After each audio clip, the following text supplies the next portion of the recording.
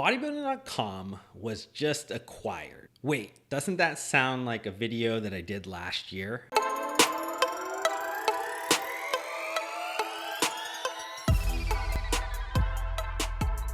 If you thought it did sound familiar, you would be right. And that was because around about a year ago, Liberty Expedia sold the Bodybuilding.com asset to Expedia Group in this kind of like free gift for purchase type of thing. I mean, the main goal here was that Barry Diller wanted to consolidate and wholly own the Expedia and all of its properties, the travel properties together. It was kind of split up between himself and John Malone, which owns Liberty Media. So there's kind of a ton of things going on there. So there was a transaction that happened last year. But if you follow my Medium account, and all the links are down below if you guys are ever interested in following any of my other social media accounts, you guys have already saw that there was an article on May 17th, just about a week or so ago, where I stated my case that a few weeks earlier, the fate of Bodybuilding.com was actually sealed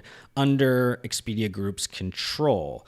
And what I didn't know when I was writing that article actually was that Bodybuilding.com was indeed already sold, but was not publicly announced. It was sold by Expedia Group to a private equity firm based out of Phoenix. The owner has ownership ties to the Phoenix Suns, and this private equity firm is called the Najafi Companies. And I'll tell you a little bit more about Najafi later on in this video, but I did want to just kind of give some quick cliff notes around why the Expedia Group was so quick to sell Bodybuilding.com with only owning it for, I guess, technically less than a year. They announced it about a year ago, but it takes a little bit of time for that transaction to finally go through. So the first and kind of most obvious thing is that Expedia Group, and this is something I mentioned in that first video about a year ago, was that they are a travel company. There was no similarities between them and Bodybuilding.com that sells nutritional supplements. So they do not want to be in that business. They don't know anything about that business. That was not their intention. Like I said, they just got that asset kind of free with the purchase, and they probably would have kept it for maybe a little bit longer, but travel has been hit extremely hard because of COVID-19. Expedia Group actually had to go out and raise capital. I think it was around $3.2 billion in capital they had to go out and raise to make sure that their business, their core business, was strong. So because Bodybuilding.com is not a part of their core business, and it is something that is risky and costly because it hasn't been profitable, I think, for the last maybe about a year or so, they needed to divest of that business as quick as possible. And it was kind of a perfect opportunity. There's a new CEO. The board of directors is really trying to drive a lot of new initiatives down with Expedia Group because of the environment with COVID-19. So this was kind of perfect storm. And that was what I kind of wrote in that article. Those were kind of the cliff notes to tell you why I thought that Expedia Group would be selling Bodybuilding.com within the next year, which I didn't know that was actually just about to happen anyways. And while that is important news, definitely think the acquisition is important news, I do want to kind of transition this video, talk a little bit about maybe where Bodybuilding.com is now from a sales perspective, talk a little bit about Najafi Companies and like who they are, what they're maybe planning, and then the strategic kind of thoughts at the end of this video around really where I think Najafi is going to take Bodybuilding.com, their leadership team internally that they're going to keep, where they're going to drive the growth. So first around just the Q1 2020 earnings that was in Expedia Group that just kind of came out about a week ago. Bodybuilding.com, they did have Q1 sales of $39 million. And just to give you guys a little bit of a sense of like the last couple of years in the same quarter, just so you can kind of see how far Bodybuilding.com has fallen from like a financial performance. You had 2019 Q1, that was $52 million. 2018 was $66 million. 2017 was $91 million. So it has fallen a lot since that point.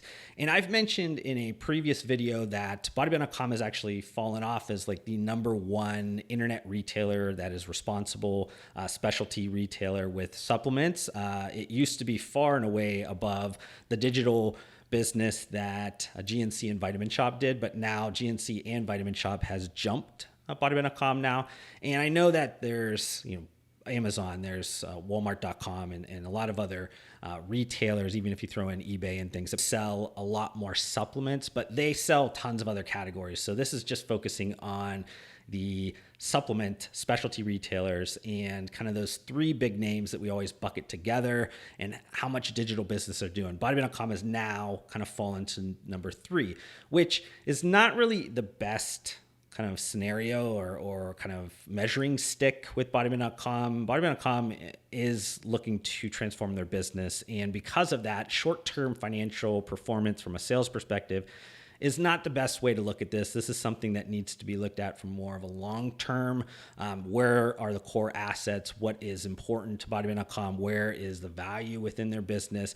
But before I jump into a lot of that, I want to kind of just cover a little bit around the Najafi Companies so you guys can get a little sense about who bought Bodybuilding.com. So I did not know too much about Najafi Companies before this. This was not a private equity firm that I follow very closely. I've not done any work with them before. So I was a little bit surprised when that name came up. I didn't think it was going to be a big name company that ended up purchasing Bodybuilding.com when I kind of thought about it a little bit more. But I did think maybe it was going to be a private equity firm that maybe was a little bit more well-known in the circles that I kind of hang out in. But the Najafi Companies, in terms of their website, they claim that they do have deep expertise in media, technology, retail, the consumer. So all those things together, obviously that's what Bodybuilding.com deals with. So they do have some, what they're saying, deep expertise in those areas. If you look at some of their like prior or current investments, they don't really break those out. I don't know if they've exited some of these investments or not.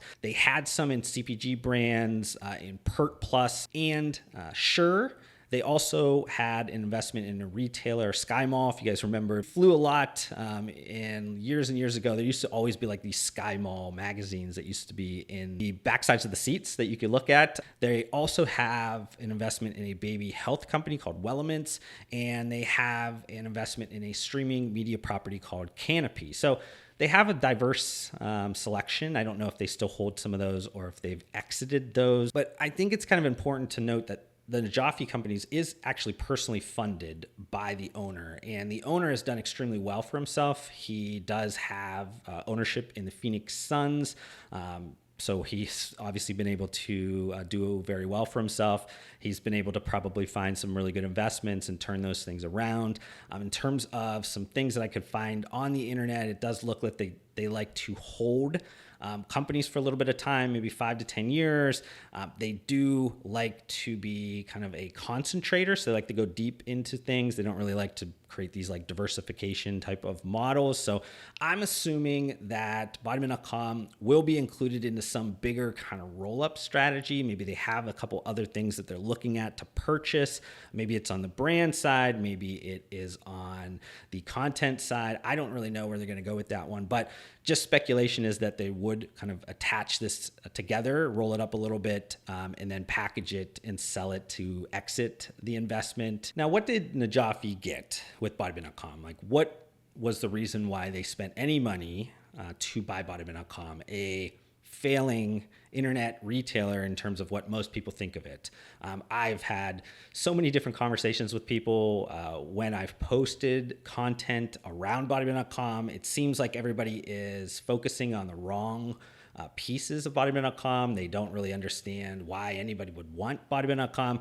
I have been long on Bodybuilding.com and bullish on Bodybuilding.com for the longest time. I've basically said that they've had a ton of great framework to work with. They just have been in bad ownership structures. You had, Liberty Expedia, and you had Expedia Group that are both huge companies. They have bureaucratic structures. They have very large structures. And when you're in those types of structures, you have this kind of decision-making tree that does not bode well for companies that are, one, are kind of smaller than the bigger investments that they have. Two, if it's not doing all that well, they don't want to put good money at bad money. And that kind of puts you in this kind of scenario where you don't really get the resources needed to turn this business around. So hopefully Najafi having some fresh set of eyes, having it be a standalone company now, and then be able to invest in people, invest in processes technology. Just overall, this is probably the best thing that could have ever happened to bodybuilding.com. And bodybuilding.com does have a lot of traffic still. I mean, I think that you're looking at close to probably 10 million visitors a month that still come through the different sites of bodybuilding.com. Biggest issue though is that those visitors have not been connected well enough to commerce. So there's a ton of just people coming in there looking at free content and things of that nature, but they haven't been able to really connect content with commerce the way they need to. Now, if they get to the store site, the store metrics overall, I think have always been pretty good. I know I've worked with them on vendors for the last probably 10 years of my career, and they've always had a really good conversion rate. They've always had a really good cart value. Tons of different metrics that I've seen over the years have always been pretty strong. Now, the traffic has went down over the years, so that's creating some issues with the revenue and compressing revenue. But overall, I don't think the functionality of the store is the issue. The issue is that people are coming to the site and they're not being converted in one way or another to create some type of revenue, either that through product, through advertising, through actually monetizing the content, which I think is an important kind of thing to think about, which all kind of goes together when you are trying to attract vendors, you're trying to attract advertisers, you're trying to attract anybody interested in working with bodybuilding.com and having them somehow partnered with bodybuilding.com to be a part of their go-to-market strategies or just be a part of their overall channel or marketing strategies. Like, you need to be able to show that all that traffic is actually going to be converted in a really strong way to create sales, because these partners are not going to either spend money on advertising or want to include their product in the store if they can be focusing on some other areas in terms of spending money on advertising or building up the traffic of their own direct-to-consumer website. So things have obviously changed a lot since bodybuilding.com has been at the height of their business and somewhere around 2015 or so. Now the industry is completely different. You have a ton of direct-to-consumer business. You have Amazon, obviously that's kind of a different thing to think about, but there's other ways to build a brand now that bodybuilding.com is not necessarily that like keystone of your go-to-market strategy like it used to be. So they need to prove that again to brands. They need to prove that to vendors or anybody that wants to spend any money with bodybuilding.com. They need to prove themselves again. So that's kind of falling on Najafi right now. That's falling on them to really be able to do that. And I think that they really focus on the content side of this. And I think that they see the investment as body fit. I think that's going to be where they think the business is going to really go.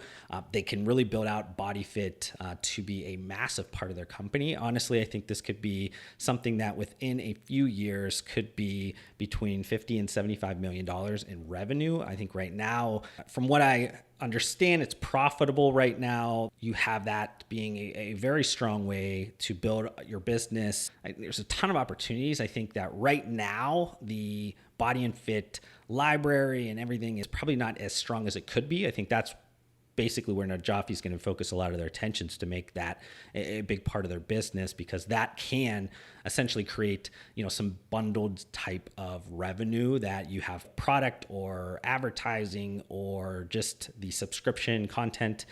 All those things could be kind of bundled together and create value for bodybuilding.com. One thing Najafi is not going to want to be a part of, and this is similar to anybody that's owned them over the last so many years, is that they don't want to be in the business of selling and shipping supplements. That's not going to be their thing. So I assume this is going to change over to something that's almost fully a marketplace strategy. Maybe they do buy some wholesale products on maybe the top of the top products, but I still think they're going to sell off some of that distribution or logistics operational side of the business. I think they own still some facilities and they probably have staff and all those things. I think they cut that, they sell that off to somebody else. I don't think that's something that they want to be in the business of.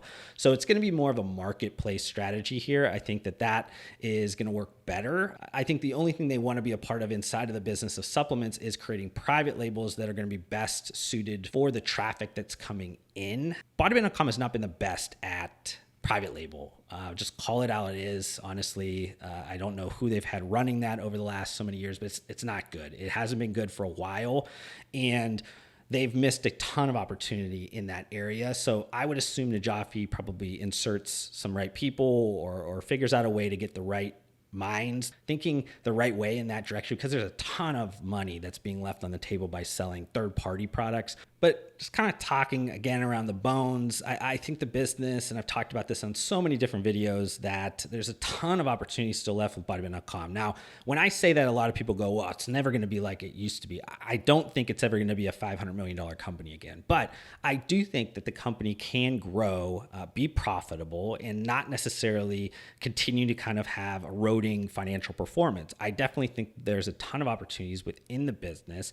I think that if Najafi wants to be successful, they need to be making sure they focus on the store part of this and just the overall experience of this as being a value accretive retailer. So not being something that's always just promotion.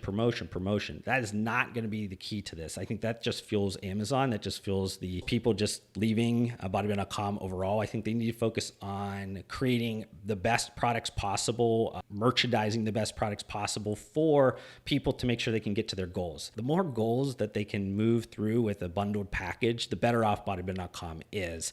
So if they're able to do that, I don't honestly think there is a competitor, a one-to-one competitor out there for bodybuilding.com. So if they stay in their lane and really focus on what they're good at and what they could be great at, I think that that is where they need to kind of stay. If they can do that, I think they have a really good chance of building a business where they can 2x their sales over the next 5 to 7 years. Najafi can bundle this up or maybe just sell it off to somebody else and move on. And I think that is going to be the game plan with this new owner, the private equity firm, Najafi Companies.